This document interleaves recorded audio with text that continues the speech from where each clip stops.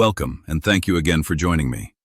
This episode I call From Liquid to Context, and Why Travel Retail Needs Context-Native Brands. In most domestic markets, when we talk about building a strong beverage brand, we start with the liquid. We talk about production, flavor profiles, provenance, aging, recipes. And all of that is important.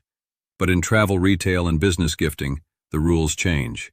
Here the context is at least as important as the liquid itself. Think about a typical traveler. They're walking through an airport or a cruise terminal, often under time pressure. They're thinking about their luggage, their gate, their family or colleagues waiting at the other end. And very often when they buy a bottle, they're not buying for themselves. They're buying a gift, a souvenir, or a business gesture. That means the product has to perform a different job. It has to be easy to carry. It has to make sense under security and baggage rules.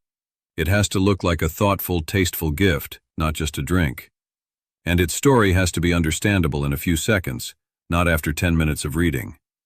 So the real question becomes, what does a brand look like when it is designed first for journeys, gifts, and souvenirs, instead of being a domestic product simply pushed into travel retail? That is where a concept like gin scent comes in. It was designed directly for the world of travel and gifting. Every major element starts from that context. We use 50 milliliter and 100 milliliter bottles as core formats. They're pocketable, compliant with hand luggage rules, and perfect as individual gifts and a collectible souvenir. The visual identity, the numbering of bottles, the art inspiration. These are all tools to make the product feel like a small piece of culture you can give to someone, or bring home for yourself.